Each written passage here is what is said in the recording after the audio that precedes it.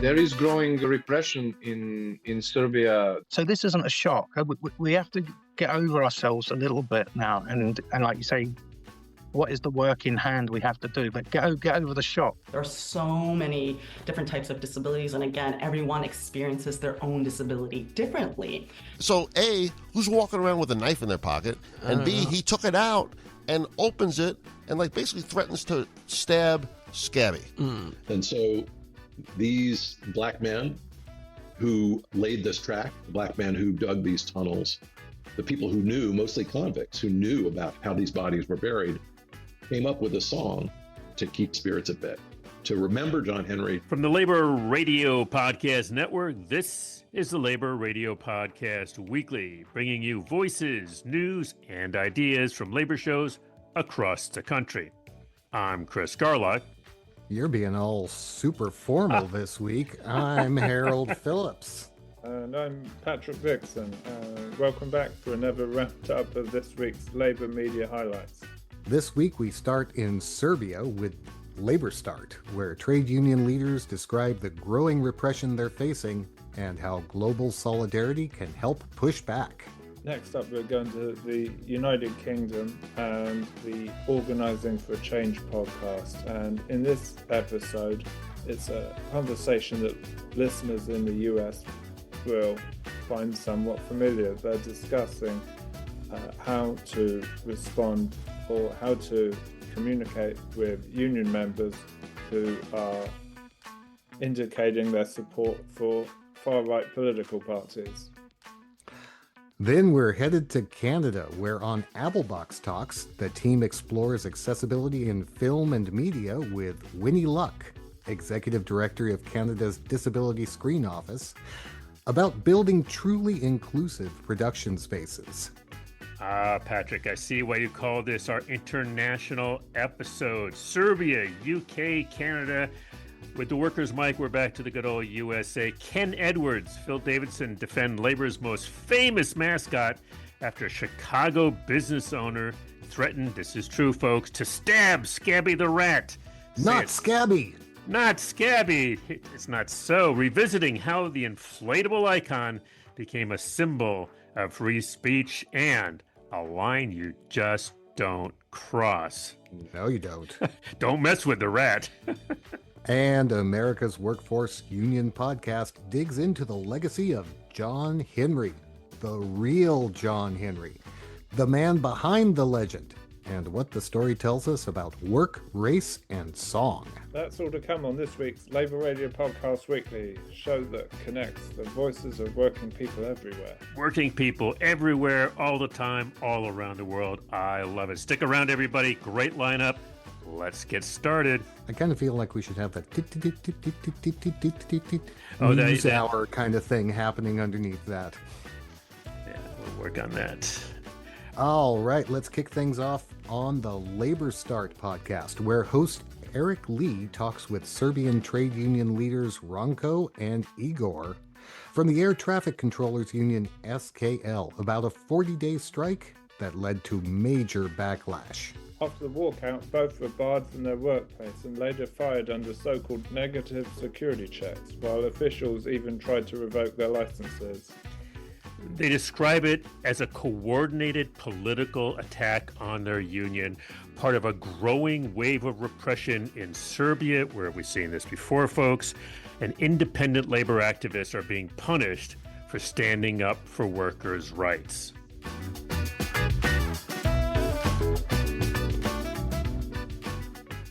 Hey, this is Judy Ansell from the Heartland Labor Forum. We're radio that talks back to the boss, and we're proud to be part of the Labor Radio Podcast Network with more than 200 labor radio shows and podcasts from across the country and around the world. The Labor Radio Podcast Network, where working people speak. Find us at laborradionetwork.org. Hello, this is Eric Lee from LabourStart, and this is another LabourStart podcast interview with trade union activists and leaders from around the world. This time, we're very pleased to have two trade union leaders from Serbia, Ranko and Igor, who are two leaders. One is the president, one is the secretary of a union called SKL. I hope I'm getting all this right. Ranko, Igor, welcome to the show. Yeah, glad to be Hi. here. Hi, Eric. Nice to have you. So you're both in Belgrade, but in separate locations.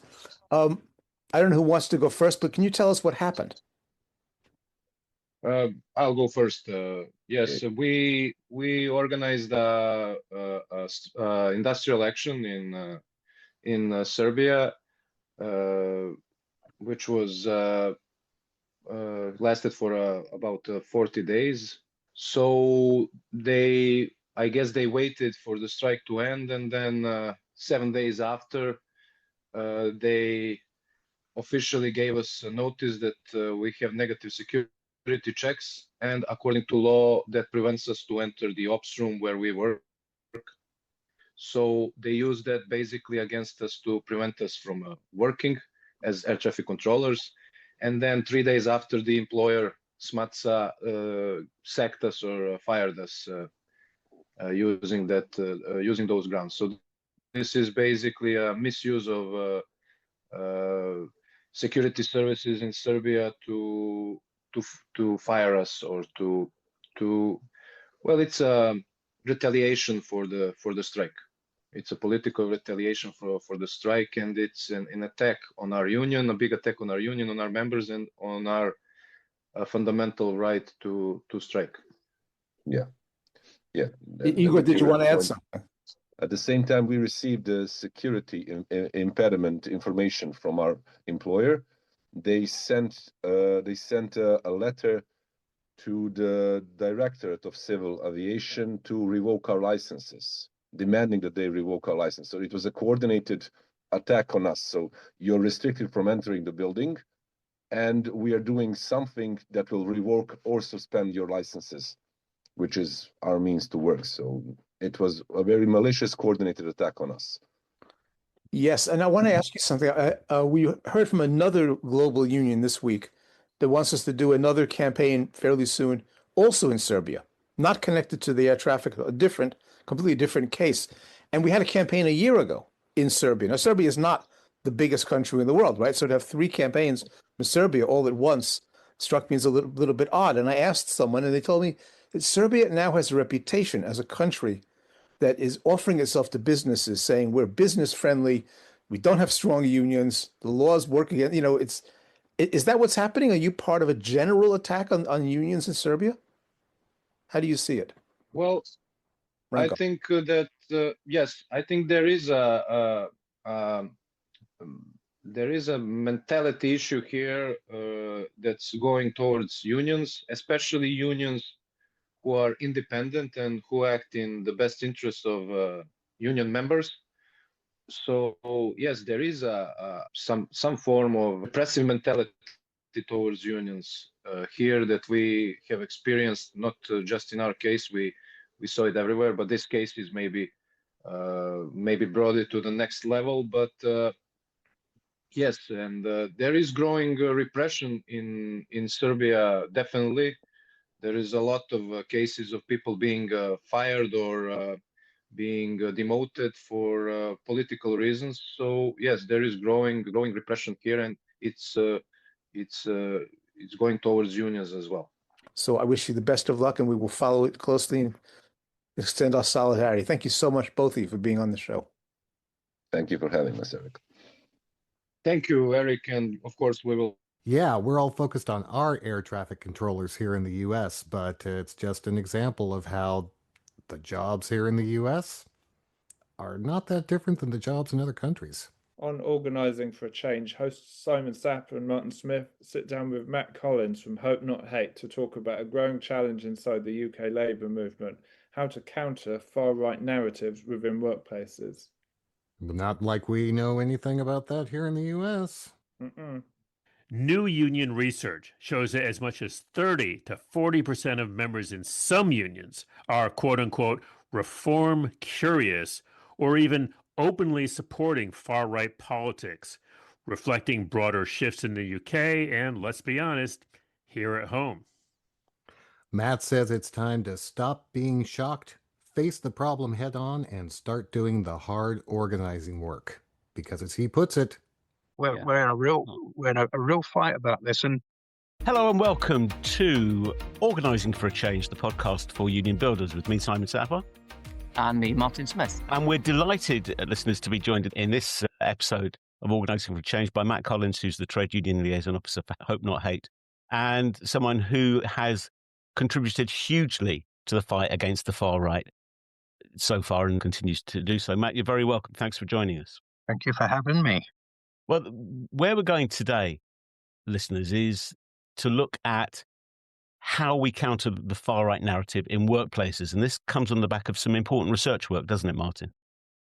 Yes, over the summer 2025, a number of unions put some research in the field of their own members and activists, and not all have reported, it was internal, but 3 major unions reported to the TUC just in September that significant levels of support, between 30 and 40%, results came back of their membership being either reform curious or already decided to support reform. And, you know, we know that at the moment, reform is the parliamentary wing of the collection of far-right organisations. So, I mean, that obviously, in asking the question and getting the answer, the next urgent issue is, well, what then need we to be doing about that in the workplaces to begin countering it? I think it'd be naive in the extreme to presume to have a kind of false feeling of security in unions about that. Union members, as you say, reflect the population at large. Yeah, I think they do. And this is where there may have been some early complacency. I guess that complacency might have gone back as far as Brexit. We just sort of think, well, we're immunised or isolated from this kind of from these kind of views. There's 6 million or there's 5.5 million now trade unionists in this country. I think you'd be foolish. We'd be foolish, and we would have always been foolish to just assume all of them completely toe the party line on all and every issue. And yeah, so do not. These figures should be a wake-up call for some, but they shouldn't be a shock for others. Because again, the way that society moves and the way that society votes, that's also very much reflected in this report. Yeah. I think that's right. And all the studies over many, many years have shown that the political persuasions and voting intentions and voting records of trade union members are roughly the same as the general population. And so, for example, we know Reform UK are riding at 27% in the opinion polls at the moment. So the figures that these unions have come up with are not that far away from that. They're higher in some unions that have got more of an industrial base. But that shouldn't surprise us. It means we have to work out plans of what we need to do in each workplace. The other thing would be, of course, we don't need to go searching for them. The reform voter isn't hiding. And so this isn't a shock. We have to get over ourselves a little bit now. And like you say, what is the work in hand we have to do? But get over the shock. Realise now we're in a fight. We're in a real fight about this. And also the other thing is that we probably should have had this straight after Brexit. If we I think a lot of people had really dark and quite upsetting thoughts of post-Brexit about what could this country become. And I sort of wish we'd have probably jumped on it a little bit sooner to immunise ourselves from it, if at all possible. But look, here we are. We need to start tackling that reform message. They tend to get away with being, everyone likes them because they're a bit like us. They're a bit laddish. They probably don't pay their taxes. They probably do that. They're the sort of people we want to be. So we need to start taking that apart. Really need to start taking that apart about what it means is, an extra £50 a month in your pay packet would be great, but there'll be no NHS. At 22, that's fantastic. But, none of us on this podcast are young. We spend more time at the doctors than we spend anywhere else. It's more time at the doctors than we do in the pub. That's where it's going to cost us. That's where it's really, really going to cost us. And reform when you see how many poor people on low incomes who sort of think that they're going to be better under reform. Reform is the enemy of people on low income. So we need to, really like the work that the TUC are doing on it. But we need to all take that on board and start telling our members, look, Farage is great, doesn't do this, doesn't do that, didn't even bother go to his constituency. He's one of the lads. He's got millions of pounds from different jobs. He's working 4 or 5 jobs. This is at your expense. This will all come at your expense. I'm getting quite passionate about it, Martin, in my old age. Yeah.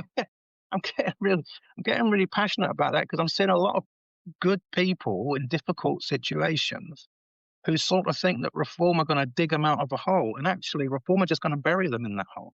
And I think to some extent, some of the support for reform is support for Farage, and to some extent it comes back to what you're saying. It's similar to dynamics to the support for Boris Johnson. If after a long period of time you've concluded politics is a circus, then you might as well vote for the clown. And there's an element of that, Listen, thank you for having me on. Edit out all the bits I didn't know I was talking about, Simon. Matt, thank you so much for all that you do and for all your colleagues and comrades in Hope Not Hate do. It is hugely appreciated, and you don't need me to say it's bloody important. This is the tricky thing with the name. They called it the Reform Party, and everyone and some people say, "Oh, it's a genius way to call your political party because everyone likes the word reform. Everyone likes the idea. Oh, we need reform. Yeah, reform. Who isn't in favour of reform?" And so I was, saying members are reform curious. Well, that doesn't raise any red flags for the international listener. Saying reform party curious, I think, makes it understandable to the U.S. a little better than just reform, which is in the lexicon over there. Considering voting for the far-right Reform Party, or I don't know. Hey, this is Bob Odie from $1 Million Organizer. We're proud to be part of the Labor Radio Podcast Network, with more than 200 labor radio shows and podcasts from across the country and around the world. The Labor Radio Podcast Network, where working people speak. Find us at LabourRadioNetwork.org. Next on Applebox Talks, hosts Crystal and Hillary welcome Winnie Luk, Executive Director of British Columbia's Disability Screen Office, for a powerful conversation about accessibility and inclusion in film and media. Drawing on her own lived experience with mobility issues, Winnie stresses the importance of asking, what are your access needs? And building that question into every stage of hiring and production. She also pushes the industry to look beyond visible disabilities, to support people with invisible and neurodivergent conditions, and to move past that single wheelchair icon as the image of disability, creating spaces where everyone feels safe to share and succeed. Welcome to Applebox Talks. I'm Crystal. And I'm Hillary. We're joined via Zoom today by the Executive Director of the Disability Screen Office, Winnie Luk. Officially announced in April 2022, the Disability Screen Office was launched through a collaborative effort led by Accessible Media Inc. and with funding from Telefilm Canada and the Canadian Media Fund. Winnie Luk was appointed in June 2023 as the DSO's inaugural Executive Director. She is an advocate and an activist, and her lived experience with mobility issues has fueled her passion for advocating for accessibility rights. Winnie was featured last year in our Kinetoscope magazine, and we are so glad to have her joining us on the Applebox today. Welcome, Winnie. Thank you so much for having me. I think probably the number one question that folks should be asking, especially their team, when they're hiring, when they're building their project and their team, you should be asking each other and during interviews are, what are your access needs? Right? What are the people that you're wanting to work with? Communication styles, access needs. Everyone really have different communication styles, whether you're disabled or not. And when we're doing this work, it's really about being proactive, planning, making sure that we're being preventative in a lot of natures. So again, setting expectations. So with the accessibility and disability lens, when you're talking about sets, when you're talking about venues, locations, what have you, it is about making sure that when we're thinking about the work and the project, we ask ourselves, is this accessible to all? We see a lot of focus given also to visible disabilities, where you have, the parking placards on the car, which is a person in a wheelchair. But how are you finding the conversations with folks when you're having these accessibility conversations, processing through invisible disabilities? Because we know so many disabilities are not a wheelchair, right?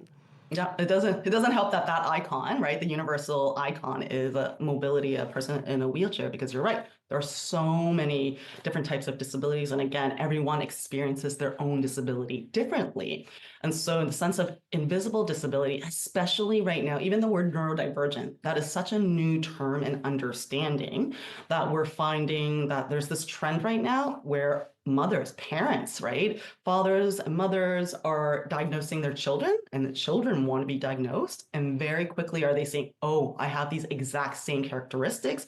I've been masking my whole life. Like, I didn't realize, I didn't understand that. It wasn't me, it's my environment, right? That this is how my brain works. You know, again, it's about setting up those expectations and really talking about it. I mean, I don't want to put the onus or responsibility on the person who's disabled to do this, right? It's about creating an environment where they feel safe to talk about it and divulge, and everyone is sharing their own journeys and stories. I've had so many conversations now where industry leaders, so I'm talking about executive directors, CEOs, presidents of their own organization, and they've had decades of their career, but have never talked about their own disability and or not understanding what disability means. I've had, these are real examples of someone saying to me, I'm blind in one eye, but I'm not disabled. I'm deaf in one ear, but I'm not disabled. I experience all this chronic pain, but I'm not disabled. Or I go through all this anxiety, I have depression, but I'm not disabled. So the invisible disabilities I'm finding right now in our current kind of environment are folks, because it's not in your face, it's easier to hide, it's easier not to talk about, and that in itself is a barrier, right? It's not easy to bring it up. I've loved getting to know you more. It's been so good to have you here today with us. Thank you for all of your time, and I'm personally going to really remember how important it is to check those boxes. So thank you. Thanks, Hilary. Thanks, Crystal. Thanks, Winnie. Pleasure. Bye. I really love the fact that we have Apple Box Talks in the network, because so many people don't think about what happens behind the scenes in film and TV production. So a podcast from an IATSE local based in British Columbia, they really pull back the curtain for us. On the Workers' Mic, hosts Ken and Phil get fired up over an outrageous attack on Labour's most famous mascot. That's Scabby the Rat. You're old buddies with Scabby, right, Chris? At one point here in the DC area, there were 3 different Scabby the Rats, 3 different unions had them. They weren't mine, but I knew where they were. And so anybody that wanted Scabby the Rat, they would call me, and then I would, make the phone calls, and Scabby would show up. It was a ton of fun. This is a great story.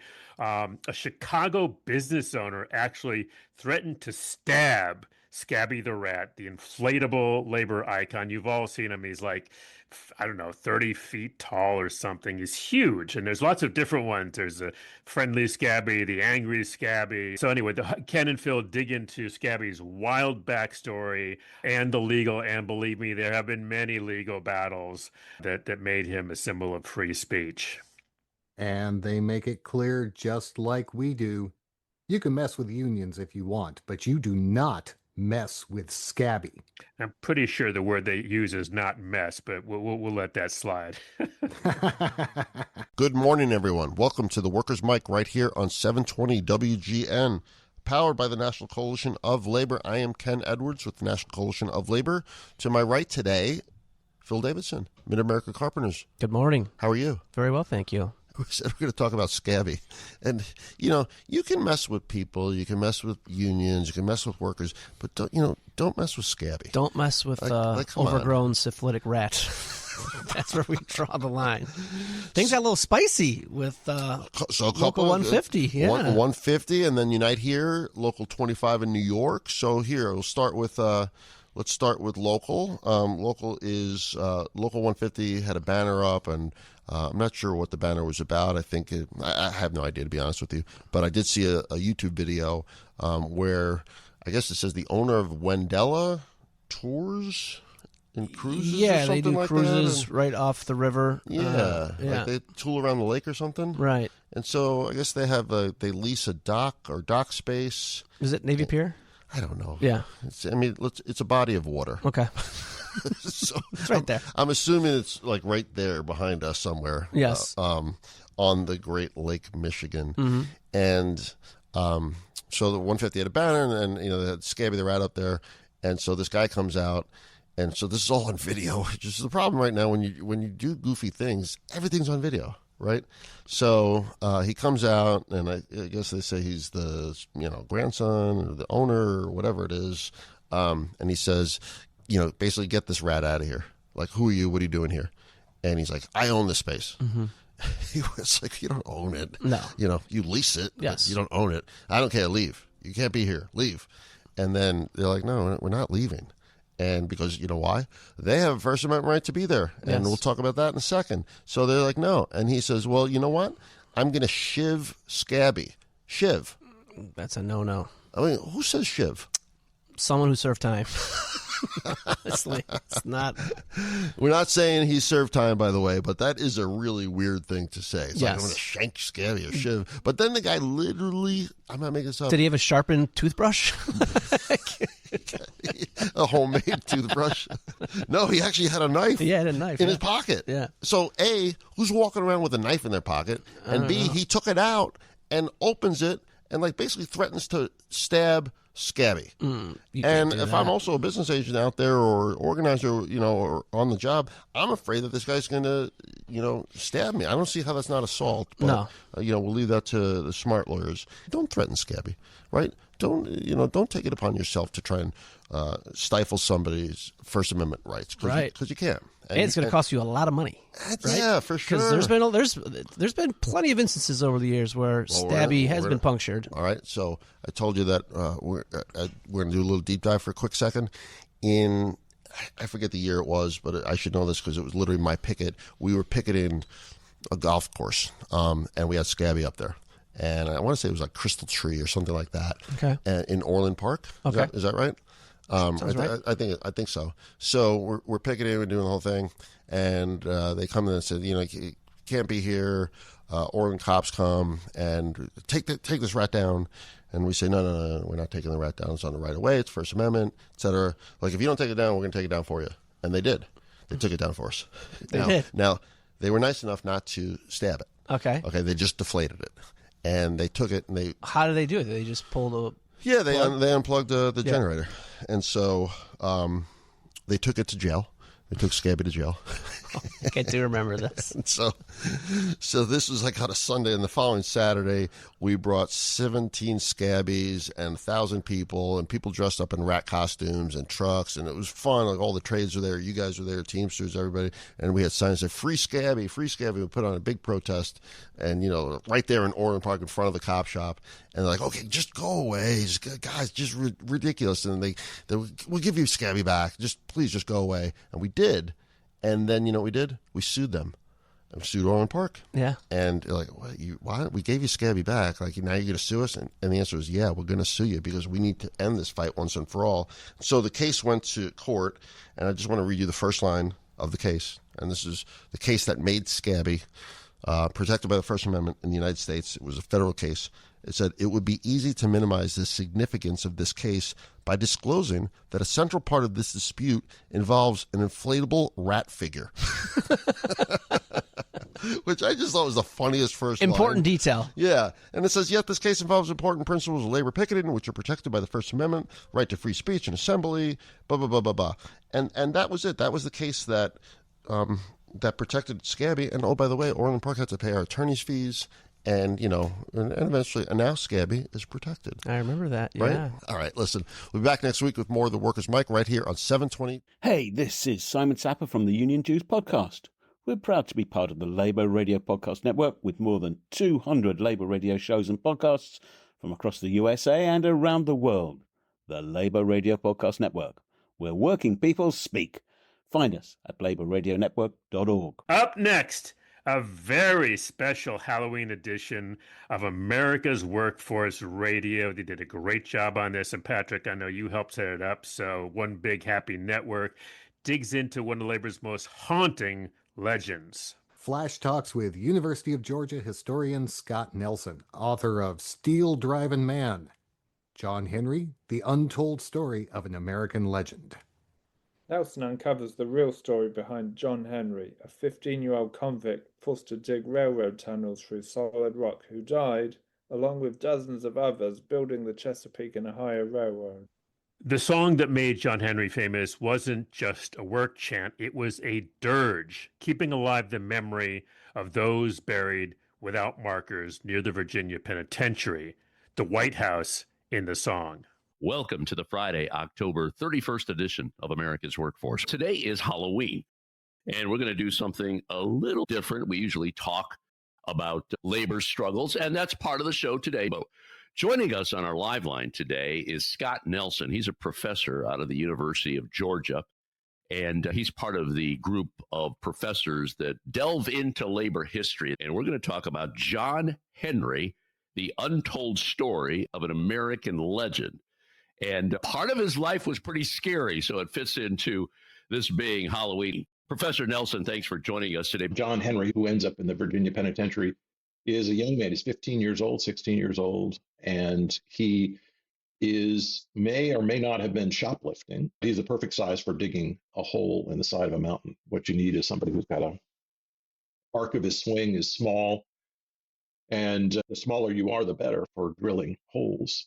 And he, along with about 18 or 20 other men, are brought up to drill robin's nest size holes in the side of a mountain to create the Chesapeake and Ohio Railroad from the Chesapeake to the Ohio River. He and the other workers finished it by 1870, but almost all of them are dead. But he and everyone else with him died of acute silicosis. The rock generated by explosions is tiny bits of crystalline rock. You inhale, your lungs fill up with fluid, and it kills you. The first folklorist who came around the song was around 1911, John Lomax's father. And it circulates up in the mountains of Western Virginia and West Virginia. It's a song about a man who dies, and folklorists get really interested in it. Folklorists are English professors who are stuck in the South, and they got their chops reading about Shakespeare and literature, but they end up interested in Black legends in the South. And one of those Black legends is John Henry. It's a work song, primarily. John Henry's digging the side of a mountain, but the song is sung by trackliners. The men, 6 or 8 of them, will line up alongside a track and they'll pull all at the same time.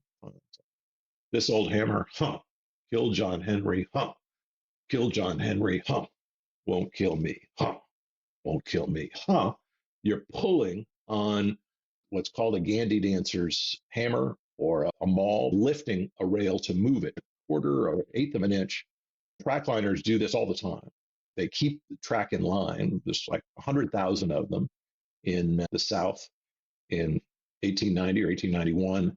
Around the turn of the century, this song, John Henry, has traveled up and down the railroads throughout the South. The song ends with, they took John Henry to the White House and they buried him in the sand. Every locomotive comes roaring by, says, there lies a steel driving man. And nobody knew what to make of that phrase. The White House is in Washington. This place is in Western Virginia. It turns out the Virginia Penitentiary has a big White House in the center. People in Richmond called it the White House. Next to the old White House of Virginia Penitentiary, they've found 200 bodies, skeletons of men ages 16 to 25, all young men, all of them buried next to each other in the sand by the old Virginia Penitentiary. So the song of John Henry is about the valiant struggle against the steam drill, but also about where the bodies are buried. The song itself tells you where they buried without any tombstones. The bodies were discovered around 1999 before I wrote the book. And no one knew how they ended up there. But it turns out that the song of John Henry leads you right to the spot where they were all buried. The Smithsonian has the bones now, but it's clear they were involved in a workplace tragedy that took place in 1871. These workers had to be transported back to Richmond from the work site, dragged back, put on a railway car, and dumped next to the Virginia Penitentiary. The song itself tells you not just about the terrible crime, but about where they died. One way of understanding this song is there's an African tradition that goes back to Nigeria that suggests that when you die, when someone dies, you write a dirge that celebrates their life. But if they die too young, or if they die in unnatural circumstances, then you're supposed to, if you're traveling near them, you need to sing a song that keeps them at peace so the ghost doesn't bother you. The song explains their life and their death. And so These black men who laid this track, the black men who dug these tunnels, the people who knew, mostly convicts, who knew about how these bodies were buried, came up with a song to keep spirits at bay, to remember John Henry, to recall his life, but also to keep them from being haunted by his spirit, because the spirit of dead workers is all around us. Professor Scott Nelson of the University of Georgia, history professor and author of Steel, Driving Man, John Henry, The Untold Story of an American Legend. That concludes another episode of America's Workforce Radio Podcast. I love this show. In fact, I love it so much that we picked it up for last Sunday's edition of the Labor History Today podcast. So if you want a very short version, check that out. But if you want the original, go to America's Workforce Radio. Well, hey, before we go, you know we couldn't fit all the great shows that were released over the past week into the show this week, so we've got a few shows you should know. On Economics for the People, David Bacon reports on the lives of working people deported to Tijuana. You had David Bacon on your show recently, too, didn't you? I did. He's fabulous, and every show should have David Bacon on it. It would just be a better show. On the Powerline podcast, Ryan talks with Steve Kopp of MJ Electric about turning safety on paper into real job site safety. School Me from the NEA features Jennifer Albert Mann, author of Shift Happens, a labor history book written for teens and young adults. And Patrick and I recorded a talk she gave last year, and she's terrific. And I guess, you know what? Everybody should have her on their show, too. You know who else everybody should have on their show? No, Harold, who? Daniel Gerardo from Kickstarter United. He joined Chris and Juan on the Union or Bust podcast this week to talk about why the union's been striking for the past month. You know, that is the longest strike now in tech history, if you can believe it. I did not know that. Thank you, Harold. All right, cool. Labour force dives into the growing crisis caused by the government shutdown and attacks on SNAP benefits, and how workers are carrying on Eugene Debs' legacy. That's definitely someone they should have on their show too. I got some good news and bad news for you, Patrick. Come on, it was just Halloween. The ghost of Eugene Debs can be on every show. Fair enough. Speaking of which, just in time for Halloween, the Labor Notes podcast got spooky. They found organizing lessons in a trio of films. They Live, The Haunting of Hill House, and the new Nosferatu. I think we might have to pick that up for the Labor Heritage Power Hour. We feature labor art stories, and also I love the Labor Notes podcast. So, do you really think we need this roundup line, or can we just roll into That's a Wrap? I think we don't need it. Why don't you go ahead and you take the first one? I'll take the next. We'll swap. Yeah, let's swap. And that's a wrap for this week's Labor Radio Podcast Weekly, your roundup of our selection from more than 200 shows in the Labor Radio Podcast Network. You will find links to every show at LabourRadioNetwork.org. You can follow hashtag LabourRadioPod on Blue Sky, Facebook, Instagram, and some other social network that shall go unnamed. If you have thoughts or suggestions, drop us a line, info@LabourRadioNetwork.org. We'd love to hear from you folks. You can also support the network with union-made t-shirts, 2 colors in all sizes at LabourRadioNetwork.org. And let me tell you, folks, they look great. They do. This podcast recorded, as Harold loves to hear us say, under a SAG-AFTRA collective bargaining agreement, edited this week, easy for me to say, by Patrick Dixon, produced by me, even easier to say, Chris Garlock, and social media, always and forever, Mr. Harold Phillips. And I guess that's my cue for the Labor Radio Podcast Weekly. I'm Chris Garlock. I'm Patrick Dixon. Stay active and stay tuned to your local raid. Stay active. You did so well. I thought you were going to get all the way through, Patrick. Stay active and stay tuned to your local Labor Radio or podcast show. And I'm Harold Phillips. We'll see you next week.